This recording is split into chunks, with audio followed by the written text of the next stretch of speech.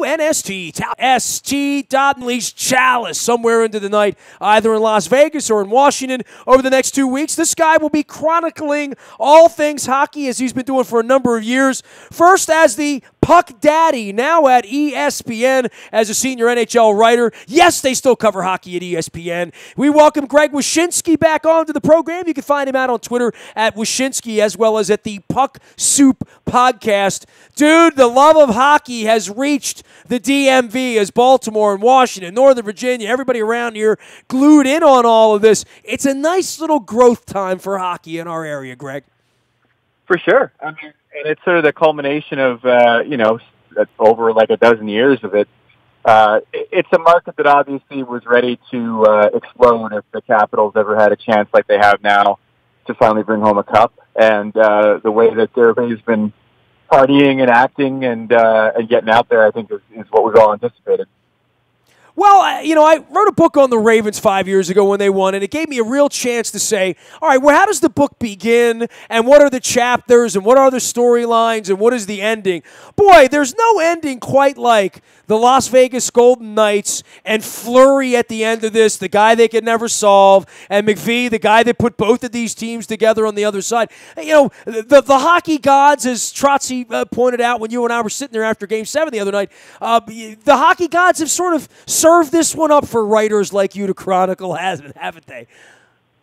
Yeah, for sure. I mean, you got Tortorella in round one, and you took out the Penguins, and you took out a bunch of ex-Rangers and Chris Chernitz in round three, and then obviously the big bad, McPhee and Marc-Andre Fleury in the final round here. Well, don't forget blowing leads along the way too. Now, I mean, they didn't just beat Tampa; they blew a 2-0 lead, and we're down 3-2. I mean, every single box you'd want to check off that they've never checked off, they've checked off.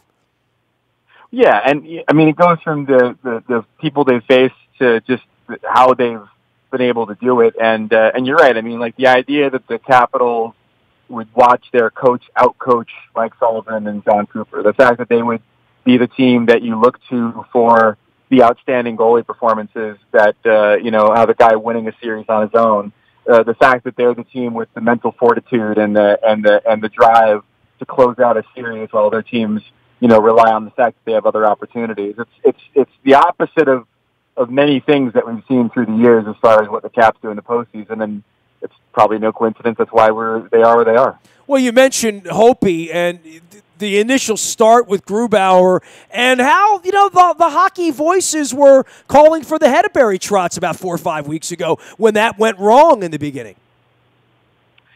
Yeah, it's the Grubauer thing I don't agree with. I still think Holtby should have had the crease since the beginning of the playoffs. He's an outstanding postseason goalie, as we've seen. The idea that you don't go back to him to start a playoff series, especially when it's on home ice, is kind of nonsensical. But it was what it was. They've moved past it, and I think Trotz has been a real fantastic coach this postseason. I think he outcoached Mike Sullivan, like I said. I think in the Lightning series, John Cooper was left sort of trying to match lines as best he could, as the series went on. And I think Trotz was able to really kind of get inside of his head as far as that line matching that actually limited the ice time that we saw from Kucherov and Stamkos in the Game 7. So, full marks to him. I mean, there's a lot of guys that are on sort of their maiden voyage now into a championship round. Trotz is one of them, but like everybody else that's in the situation, I think he's earned it. Greg Wyshynski is our guest here from ESPN. You can follow him out at Puck Soup Podcast as well as at Wyshynski. I'll spell that out for you. Wyshynski from the fighting area of New Jersey, but up in New York. And, the box out of markets in this thing. And I wanted to go to Winnipeg just because, who doesn't want to go to Winnipeg over Las Vegas? Crazy guys like me. But the Vegas part of this, and for the league and for what it means for Seattle and into the future, that this could happen. You mentioned nonsensical. I don't know that it's in the best interest of the market or the team or the league. You certainly want them to be competitive, but this will be what they're measured against. And they might think it's easy to go to the Stanley Cup Finals in Las Vegas. I'm here to tell you it's not easy, Greg. Well, it's not. And I've written before on ESPN about how it's the best thing for the fan base for them to push as far as they have this year to light a flame under them to get everybody interested and involved in the NHL. And that's been the case. But to keep them hungry, I think is essential too. I think the way you grow a fan base in my eyes is by frequently making the playoffs or being a contender, but also not necessarily winning straight away like they might do this year. It's a hunger that needs to be stoked. It's a thing that brings you back every year. You live and die with the team through the playoffs and hope that things can be different this time. And to me, the perfect scenario for Vegas would be to make the Cup final and then lose.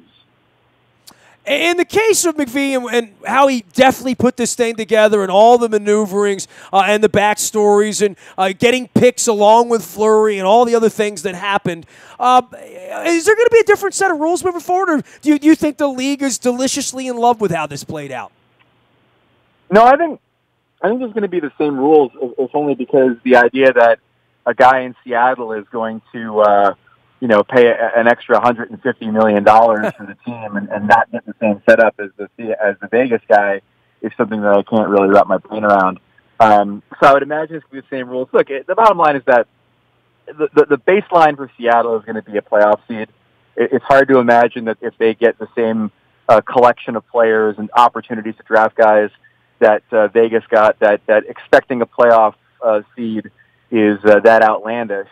But the real key is going to be able to do what George McPhee did, which is to take these rules and take the setup and leverage it into getting teams to make mistakes. I mean, like Florida giving up Marchessault and Riley Smith, like Minnesota trying to keep them away from Matt Dumba and then trading Alex Tuck to ensure that they take Eric Walla. I mean, on and on and on. There were teams that were sort of in their minds forced into these situations, but in the eyes of I think everybody else, kind of overcompensated and made bad decisions to try to force the Knights to. I always sort of disputed that a little bit. I think there was something about Justin Williams that brought cups with him and brought some of that pedigree. But I didn't think there was necessarily addition by subtraction in any way. But I didn't think that they weren't going to make the playoffs. I thought that was foolish. I thought they would be a 3 or a 4 seed in the end. I thought they would be pretty good, and I thought much like they think, it all came down to how they were going to play the last 6 weeks and the next 2 weeks because they've been up and down that river with the President's Trophy. I don't think that mattered. The regular season stuff, I know it didn't matter based on where we are this year, but I love the makeup of this team, and maybe being an old Orioles fan where guys hung around for years and years and tried to win and finally did when I was a kid, that I love the Backstrom, Ovechkin, that we've become accustomed to these players, and some of them are gone, Green and some of the other guys who were considered core guys, but certainly for Carlson, if you're a Caps fan, you love Jay Beagle, if you're a Caps fan, you love Tom Wilson, that this group of players has now made a mark even after, people thought, well, these are the guys that are going to be left. They're not going to be good enough because they weren't good enough last year or the year before that when they had more talent on paper. Yeah, I think the two things that I take away from that in conversing with the Capitals in the last few weeks was something that TJ Oshie told me, which is that, none of the guys that are on this team are looking around at another guy to make a play now. It's almost as if they take more ownership of their situation than they did when there was a Justin. It's easy when you're in a Game 7 to look over at a guy whose name is Mr. Game 7 and be like, all right, dude, do the thing, and then it never happens, and then now you're stuck. So I think having a diminished maybe lineup with a bunch of younger guys that are less proven was something that helped this team coalesce a little bit. And I would also say that as the playoffs have gone on, and we hear about these meetings they had at the end of the regular season on the way that they wanted to play defense, you could see that guys are staying in their lane, guys just doing their jobs. They're not trying to overcompensate. It's a very responsible and smart approach to defensive hockey, and they've done quite well at it. Well, and, let's be honest. Orpik is not playing at his best. Niskanen has had better days. And Carlson is, as you've pointed out on ESPN, going to get paid looking to the future. But this does look like the here and now. It doesn't feel like we're going to get a better version of the veteran guys next year. And it certainly doesn't feel as though Carlson, may not be long. These may be the last 7 games of his career here, right? Yeah, I think Carlson's going to stay. I think that for a number of reasons, I think they value him. I think he's proven to be a great puck-moving defenseman and a guy who they like on that power play. And let's not forget where the butter is bread, where the bread is buttered here. Yeah.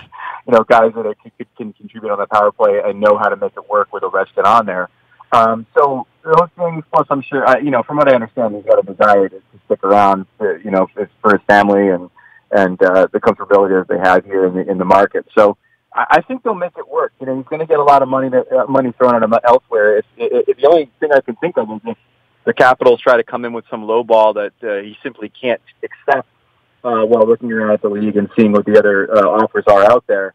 But I imagine he's still going to be a Capital is what's in the cards. How do you see this on a matchup level? And I'm out on the website right now and seeing your breakdowns here. I guess as you look at it with the veteran presence and everything the Caps have and all the want and the coaching and the way they came through this and survived 7, there's a lot of reasons to love the Capitals here to win a Stanley Cup in the next 2 weeks, Greg. For sure. Yeah, I mean, you get a guy with back-to-back shutouts in games 6 and 7 and Braden Holtby doing what I think the fans have long waited for him to do, which is to take over a series. I mean, we know what Ovechkin and Kuznetsov are doing in that top line. Nick Backstrom, I think, has gotten stronger with every game that he's played since coming back from the hand injury. And the guys down the lineup have been contributing too. And, it all comes back to the commitment to play in their own zone that I think that they've had since the end of the regular season, the beginning of the playoffs. Just understanding that the better they are on that end of the ice, the more opportunities they're going to get offensively on the other end. And so when you see a parade of odd man rushes in these series, when you see the goals they've been able to generate and the chances they've been able to generate, it all dials back to that commitment. And the fact is that I don't think it's going to waver. And if that's the case, the Knights have played a couple of good defensive teams, but the Capitals seem as locked in as I've ever seen them. Your piece and your conversation with Emily Kaplan, who's also a big hockey person at ESPN, the words destiny and Capitals and Stanley Cup title, I've never heard such a terminology, right? Like and I don't want to pump the brakes on it, but the destiny thing starting to creep in here, that people believe this thing's going to happen. As a Caps guy, it's a pinch me moment, Greg, honestly. Yeah, I think that was probably more evident in the Lightning series than it is in the series against Vegas. I mean, you could make the argument that Vegas feels like they're the chosen ones as much as the Capitals do as far as this journey they've been on, everything that's gone right for them this year, the expectations that they had placed on them and how they've exceeded them. I think in the Lightning series, you could feel it in that Game 7 that, the Lightning were a team that was trying to convince itself that it was the one that was supposed to move on when everything had stacked up so well for the Capitals. And so, that might have been a psychological advantage unspoken as it was in the previous series. But in this Vegas series, you have a sense that both teams are going to believe that they're the ones that are supposed to come out of this with the cup. Greg Wyshynski does all things hockey at ESPN, and the worldwide leader, out on the website as well as on Twitter. You can follow him at Wyshynski. That's WYSHYNSKI, and as well at Puck Soup Podcast, where he's always talking hockey as well. These are the good times to be a hockey fan here, and certainly we're growing the game, and people are, the Orioles are in last place. I'm sure you were aware of that, Greg, so there's certainly some reason in Baltimore to turn it on. You had picked the Capitals in 6. And I hope you're correct on that, and I hope I score a ticket for my wife for Game 6. But if that were to happen, Ovechkin skating that cup around D.C., that would be something, my friend. It certainly would. A pleasure. Rest up. We'll see you out in Las Vegas. We'll be following along at ESPN as well as at your podcast and out on Twitter. Always good to catch up with you, my man. Greg Wyshynski joins us here from ESPN and out on Twitter, and I gave the spelling. He's got a great final tale of the tape as well at ESPN.com. You can check that out as you watch your hockey unfold. I'm out in Vegas with Ed Frankovic all week. We'll be back for Game 3 on the weekend. We're on Facebook, Twitter, LinkedIn, Snapchat, Instagram, streaming live on our Facebook as well as our YouTube WNSTV channel. We're also out in the buyatoyota.com audio vault. I've replatformed all the Barry Trotz interviews over the last 4 years. Some great stuff we've done with him at Buffalo Wild Wings and at Greenmount Station in Hampstead, as well as at Michael's Cafe, where you can go and watch all the Caps games here coming up in the next couple of weeks. They got a beautiful bar there. The outdoors now available on the weekends, bringing the bands in. Michael's Cafe was the host of our Give a Spit swabbing. for the Bone Marrow Registry and for the DKMS. And there goes my hero about 8 weeks ago now. And we were talking about Stanley Cup dreams then. You can hear that out in the buyatoyota.com audio vault as well. I am Nestor. We are WNST.net, AM 1570, and WNST, Towson, Baltimore. And we never stop talking Baltimore sports.